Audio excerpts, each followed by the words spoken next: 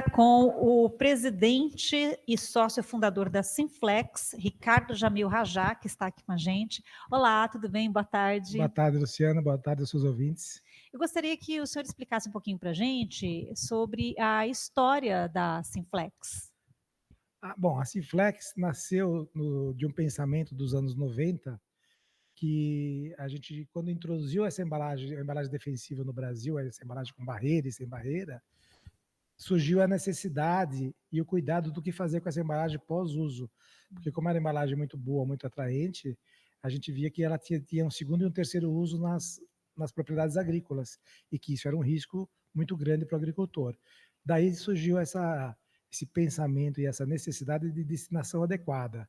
Procuramos então o ANDEF, que é a Associação Nacional dos Produtores Defensivos, né, de proteção vegetal e defensivos, e externamos a nossa preocupação, que já era uma preocupação delas, e eles começaram a trabalhar em conjunto, e nós apoiando, de dar uma destinação adequada para essas embalagens. E durante 10 anos, dos anos 90, o Andef desenvolveu esse processo no campo, com um projeto piloto lá em São Paulo, tanto de coleta quanto de reciclagem, e depois de 10 anos de desenvolvimento disso no campo, fundou em 2002 o INPEV. E o INPEV, que é o Instituto Nacional de Processamento de Embalagens, que é responsável pela coleta das embalagens, procurou nos estados recicladores que pudessem, com a tecnologia desenvolvida, absorver esses produtos, aplicando em produtos que eles liberassem sob a sua responsabilidade, né? E aí nós, como tínhamos uma fábrica de embalagens no Paraná, em Londrina, fomos convidados a reciclar todo o material do Paraná e sul do Brasil, e viemos para Maringá por conta da coincidência de interesses com a Cocamar, que também já era uma grande cooperativa e que é a que mais recolhia no estado embalagens. E instalamos essa empresa em Maringá em 2004 para exatamente receber e reciclar as embalagens. E começamos muito pequenos, viu? Muito modestos, uma planta muito pequena, sem grandes, claro, pretensões a longo prazo, mas e hoje pudemos estar aqui presentes na fábrica atual e nessa nova, com um projeto desse tamanho, com o embrião de 20 anos atrás de um pensamento de sustentabilidade.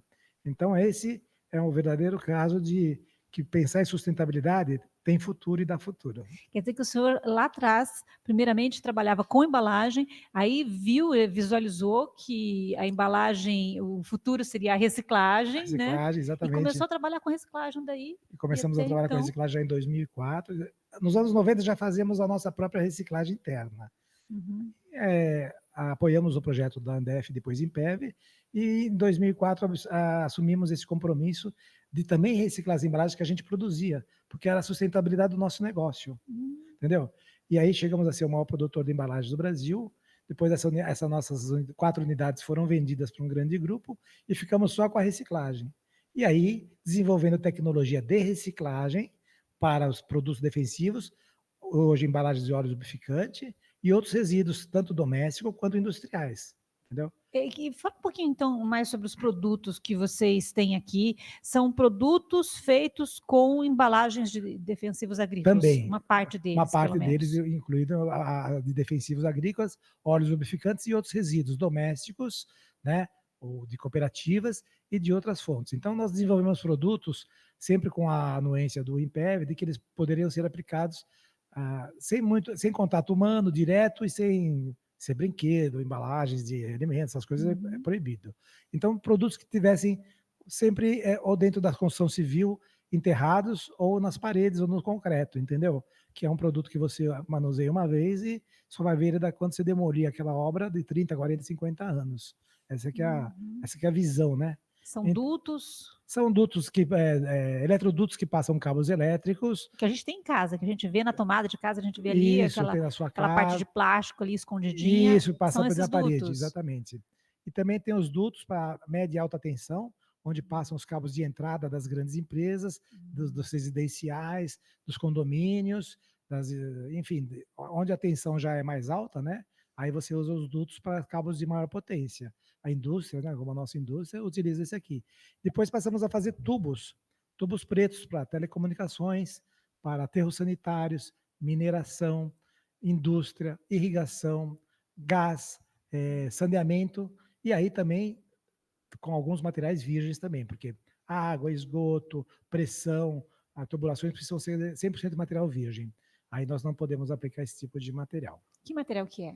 Então, são materiais que são oriundos de outros tubos, Ah, que a gente recicla também muitos tubos que vêm do mercado. ah, Mineradoras, Petrobras, grandes empresas que utilizam instalações em suas tratamentos de efluente, lagoas, irrigação. Há muita investimento e renovação desse tipo de infraestrutura, porque às vezes elas ficam no sol, né? uhum. Não ficam enterradas. Então, depois de 20, 30 anos, elas precisam ser trocadas, né? E quando está enterrada, vai para 50 anos facilmente, né? É um leque grande, né, de setores que vocês Setores de atuam. infraestrutura, de, de infraestrutura de estradas, portos, aeroportos, condomínios, prédios, enfim, barragens, aterros sanitários, irrigação hoje é um grande campo. E agora o marco do saneamento, né, Luciana? O marco do saneamento foi aprovado lá nos anos 2021, se não me engano, e o primeiro, agora no início do mandato do novo governo, houve uma tentativa de mudança de alguns parâmetros, o Congresso não Não sei, aceitou tá. e voltou a vigorar mais ou menos o que já vinha sendo feito, e agora esse setor vai ter um grande impulso no Brasil. Já está tendo uma privatização muito grande, e mesmo as empresas estatais têm uma meta de até 2033, 98% dos brasileiros têm água potável em suas casas e 90% têm esgoto. Hoje o Brasil é carente principalmente da rede de esgoto. Menos de 50% ou aproximadamente 50% do esgoto é coletado e uns 30, 35% é tratado, para você ter ideia.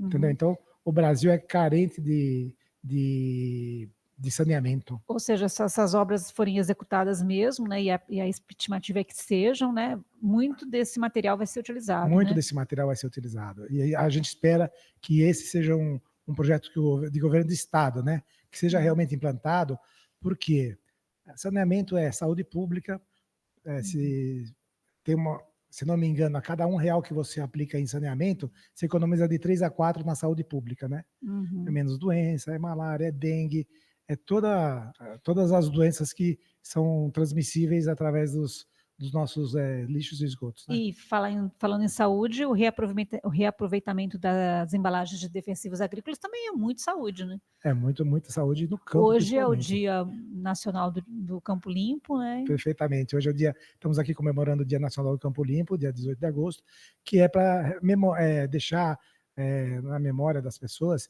que o campo faz a sua parte muito forte na sustentabilidade. Essa é uma das ações do agricultor. O agricultor tem muitas outras ações de sustentabilidade, como plantio direto, integração pecuária, lavoura, floresta, enfim, é um grande sequestrador de carbono na nossa agricultura, né? Então, é, poucas das pessoas têm essa visão da sustentabilidade da nossa agricultura. E agora com o hidrogênio verde, que o país tem o potencial de ser líder mundial nesse setor, se souber aproveitar o momento que está chegando e está passando, né? Temos que aproveitar o momento agora. Agora, falando um pouquinho mais sobre esses produtos, né? Esses produtos que vocês fabricam aqui, e que muitos deles, então, têm matéria-prima reciclada, A né? É maioria tem isso, a produto, a maioria. maioria tem reciclado, A assim. maioria. Muita gente nem sabe, né, que a gente tem uma indústria por trás que tá dando fazendo a parte dela, então, para a sustentabilidade do planeta. A divulgação não é tão grande quanto a gente gostaria de fazer, mas o pessoal tem que estar ciente de que há uma indústria forte de reciclagem no Brasil, há uma indústria instalada de gente responsável, com muita qualidade, muita tecnologia, fazendo uma reciclagem. Hoje o Brasil recicla, se a gente dividir o plástico, consumo total do Brasil, em consumo até um ano de uso, que é mais ou menos o período das embalagens e dos itens descartáveis, o Brasil gera mais ou menos 4 milhões de toneladas, consome 4 milhões de toneladas. O Brasil já recicla mais de 1 milhão de toneladas por ano. Então, nós já estamos no nível de 24% a 25% de reciclagem dos plásticos. Pouca gente sabe disso, entendeu? Porque tem uma indústria pujante. Embora estejamos passando um momento difícil da economia no nosso setor, porque as matérias-primas virgens cresceram muito de preço e pressionaram muito a cadeia da reciclagem, e os resíduos agora estão valendo menos por conta do preço final da matéria-prima reciclada, que tem que competir com a virgem, em muitos casos, entendeu? Então, houve uma pressão muito grande. O que a gente vê assim é as ações do governo no sentido de fazer uma política de inclusão desses materiais reciclados obrigatórios em alguns produtos, para criar uma demanda crescente e que não fique só dependente de preço, né. Não pode, né, porque depender só de preço, né, porque quando você utiliza uma matéria-prima virgem, você está tirando recurso da natureza, né.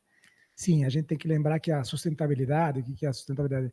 É a gente preservar hoje o máximo possível Uhum, para afetar o mínimo possível as futuras gerações, né.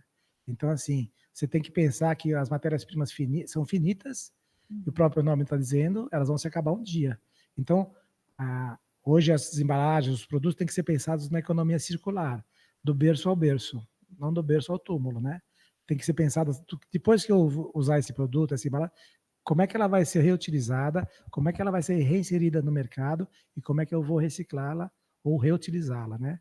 Ainda pensando nos R's, a gente tem que repensar o que está fazendo uhum, antes de produzir, reduzir, reutilizar e, por último, reciclar. Então, reciclar é o último R, né, e é o que a gente uhum, está fazendo, né.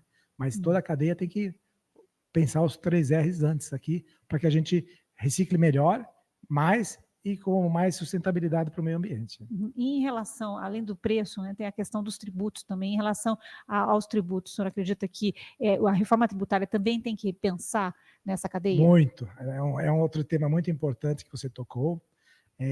A gente vem de uma economia, uma cadeia tributária pensada nos anos 50, Uhum, 60, por uma economia linear, quando os produtos eram extraídos da natureza, transformados em matéria-prima, utilizados e descartados, e como do berço ao túmulo. Hoje, embora a nossa tributação seja linear, a economia é circular. Eu reciclo o material 6, 7, 8 vezes. E a uhum, cada vez que esse material é reinserido, ele paga toda a cadeia de tributos de um material novo. Então, hoje, para você reciclar um material no Brasil, você paga mais impostos do que uma matéria-prima virgem, porque você não tem os créditos na entrada, só tem o débito na saída, né? Então, você é reonerado na tarifa máxima do imposto quando você vende. Quando você compra, você não tem crédito, né? A maioria dos casos do federal. Alguns estados, tem que ser dito também como justiça, Paraná também é um deles, há uhum, um incentivo para reciclagem no estado do ICMS. Então, essa é uma das razões que muitas empresas continuam no Paraná e no sul do Brasil e também em outros estados as reciclando, porque o estado dá um incentivo. Agora, o governo federal precisa olhar com olhos maiores para esse assunto, porque são nos impostos federais que a gente ainda não tem o retorno necessário para incentivar mais a reciclagem. uhum. Tá certo. Muito obrigada pela entrevista. Uma Imagino. ótima tarde. Muito obrigado pelo momento aqui, pelo espaço. Um abraço a você e aos seus ouvintes. Nós conversamos com o Ricardo Jamil Rajá, presidente e sócio fundador da Sinflex.